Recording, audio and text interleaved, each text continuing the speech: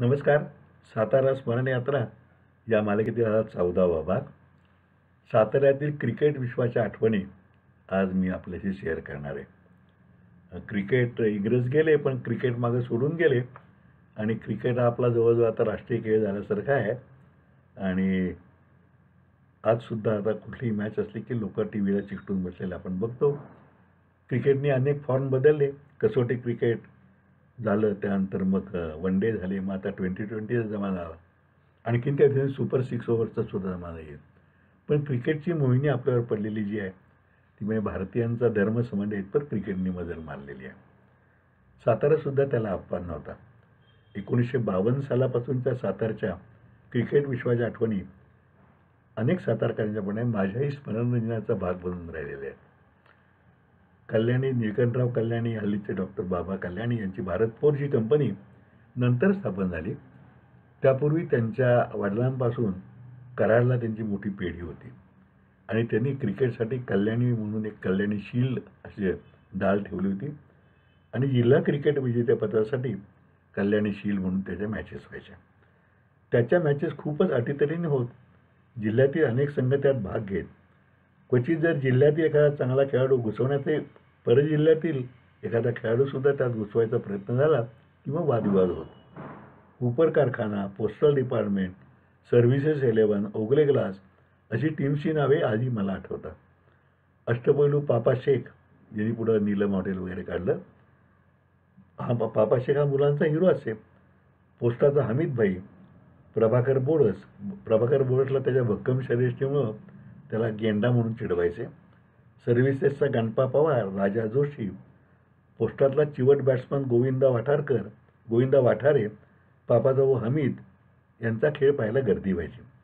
दत्ता एरम, जो पुढे डॉक्टरहून अर्बन कुटुंब प्रमुख झाले ना, डॉक्टर DS एरम, ते, त्यांचा भाऊ चंदू एरम, सातारचे मिठाईवाले विठ्ठल लाटकर, भांड्याचे वगैरे दत्ता रांगोळे, हेही नाव कमावून होते. अनेकदा गल्लीत क्रिकेट खेळताना आम्ही बोले, बघ आता पापाच्या किंवा गेंड्याच्या स्टाईलने बोलिंग टाकतो असे म्हणून कॉपी करायचा आम्ही प्रयत्न करत असो. व्यायामगुरू विठ्ठलराव सोमन हे क्रांती स्मृती आणि व्यायाम मंडळाचे उद्गाते आणि आमच्या सातारा शनिवार पेठेतील चोरगे हे वयाच्या 75पर्यंत उत्तम खेळत. त्यांचा दबदबा असे व कोणालाही 2 शब्द सुनवायला ते मागे पुढे पाहत नसत. प्रभाकर बोडसची बॉलिंग ॲक्शन तेव्हा विचित्र वाटायची. आता आपण मलिंगाची जी आहे ना तीच त्याची ॲक्शन होती. जसप्रीत बुमरासारखी नाही, पण मलिंगासारखी ॲक्शन थोडंसं आडव्या टाकायचो तेव्हा वेगळी भन्नाट असायचा आणि बॉल गुडलेंग स्पॉटवरून उचली मारायचा किंवा स्विंग होऊन आत किंवा बाहेर जायचा. रणजीमध्ये मिळवलेली तीही त्याची संधी पुणेकरांनी वशिलेबाजी घालवली अशी तेव्हा बोलवा होती. गणपा पवार आणि राजा जोशी ही अशीच भन्नाट बॉलिंग करायचे. साताऱ्यात टर्फ विकेट नव्हतीच, त्यामुळे सर्व क्रिकेट मॅटिंग विकेटवरच चाले. म्हणजे पिचवर क्वायर मॅट अंतरायचे. ते खूप जड असल्याने त्याची गुंडाळी करणे, आणणे व नेणे म्हणजे 5-6 जणांचे काम असे. आता मॅटिंग विकेट इतिहास जमा झाली आहे. नवीन पिढीला तर ती माहिती नसेल, पण तेव्हा पाकिस्तानात काही टेस्ट मॅचेसही मॅटिंग विकेटवरती होत असत. कल्याणी शील्ड किंवा तत्सम मोठ्या मॅचेस बहुधा डिस्ट्रिक्ट लोकल बोर्ड म्हणजे DLB ग्राउंडवर म्हणजे आत्ताच्या सातारा जिल्हा परिषदच्या मैदानावर होत. इतर अनेक मॅचेस कोटेश्वर ग्राउंडवर होत. मुलांच्या मॅचेसला उष्टारखाना ग्राउंड म्हणजे आत्ताचं तालीम संघाचे मैदान तिथं मॅचेस चालत. मी 11वीला असताना सर्व्हिसेस 11मध्ये तिसरा राखीव खेळाडू म्हणजे मुख्य खेळाडूंना पाणी दे वगैरे कामासाठी माझा समावेश झाला होता. आयत्या वेळी टीममध्ये 3 खेळाडू आले नाही म्हणून 11व्या स्थानावर बॅटिंगला जावे लागले. समोर गेंड्या म्हणजे प्रभाकर बोडस बॉलिंग करत होता. घाम फुटणे म्हणजे काय हे मला तेव्हा समजलं. त्याचा चेंडू आल्यावर स्टंपवर गेला तर जाऊ दे, आधी आपल्याला वाचूया अशी माझी स्थिती झाली. 6 चेंडू खेळणे किंवा स्वतःला बचावात सोडवणे किती अवघड असते याचा साक्षात्कार मला झाला होता. बरं, पुढच्या ओव्हरला पुन्हा गणपा पवार समोर आल्यावर आऊट होणे हाच सुरक्षित मार्ग मी पत्करला होता.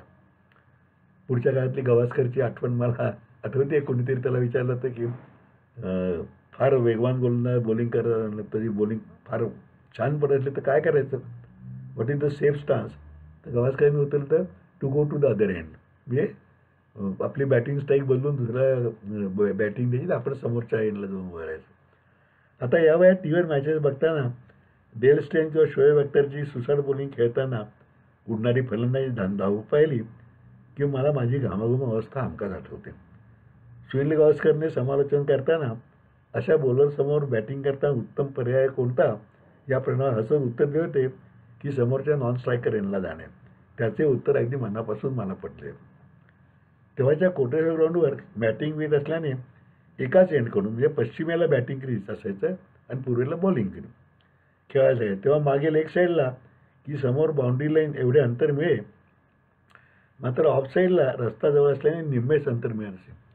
म्हणून ऑफ साईडला म्हणजे पॉईंट ते कव्हर या क्षेत्रात बॅट्समनने चेंडू मारून तो रस्त्यापर्यंत गेला तर त्याला बाउंड्री न देता 2च रन्स दिल्या जा, म्हणजे चौक्याऐवजी 2 रन्स अंपायरकडून डिक्लेअर केले जाईल. हा बहुतेक साताऱ्यातला हा एकमेव प्रकार, जगातला एकमेव प्रकार असेल की 2 डिक्लेअर रन्स म्हणून. गोविंदा वाटाणे तेव्हाच्या ऑफ साईडला उत्तम खेळणारा खेळाडू होता. तो अशा अनेक दुर्या लिलाय वसूल करत असे आणि अशी दुर्री डिक्लेअर होणारे बहुधा कोटेश्वर हे जगातील एकमेव मैदान असावे. प्रभाकर बोळस, राजा जोशी वगैरे काळाच्या पडद्याआड गेले. गोविंदा वाठारे सुद्धा आत्ता गेला. पोस्टातला हमीद गेला. गणपा पवार गेला. पुढच्या काळातले वसंत रसाळ वगैरे चांगले खेळणारे अजून आहेत. कधी कधी भेटल्यावर या जुन्या आठवणी अजून साथ घालतात.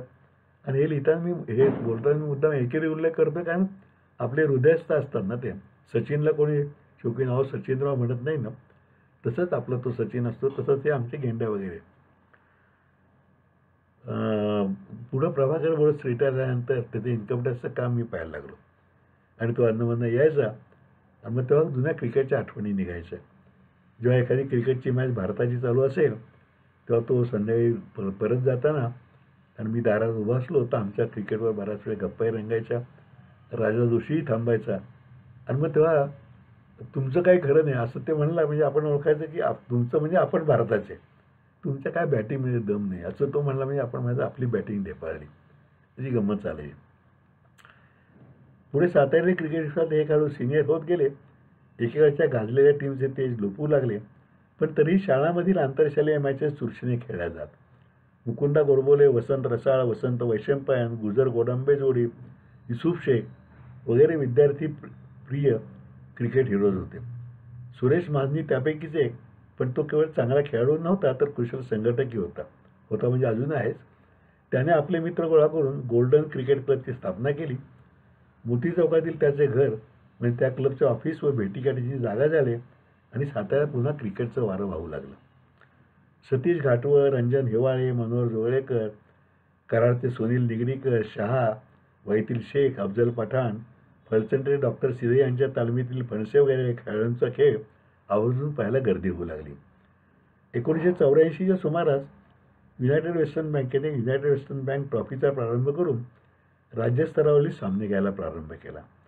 त्याचे व्यवस्थापन बँकेतील विनायक पालकर वगैरे जुने खेळाडू सातारा जिल्हा क्रिकेट असोसिएशनच्या सहकार्यानेच करत.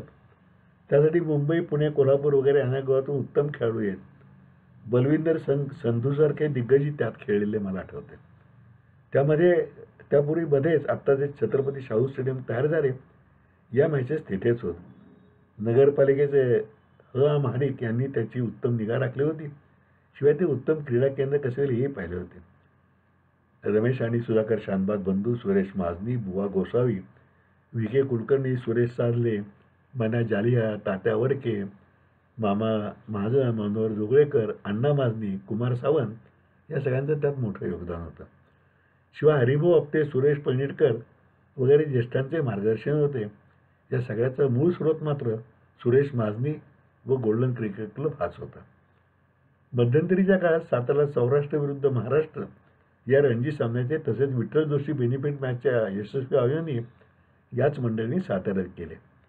कराडचे राजाभाऊ कोटणीस, प्रवीण लांजेकर वगैरे तेथे एक रणजी मॅच उत्तम झाली. अफजल पठाण या वयाच्या गुणे खेळाडूला रणजी स्पर्धेत महाराष्ट्र संघाचे प्रतिनिधित्व करण्याची संधी मिळाली. तेथे त्याने उत्तम खेळ केला होता. राजा भोसले आणि कारंजकर हे 2 खेळाडू मुंबईतही चमकले होते. पुढे रमेश व सुधाकर शानबाग यांनी श्यामसुंदरी ट्रॉफी सुरू केली. तिलाही उत्तम प्रतिसाद मिळत राहिला.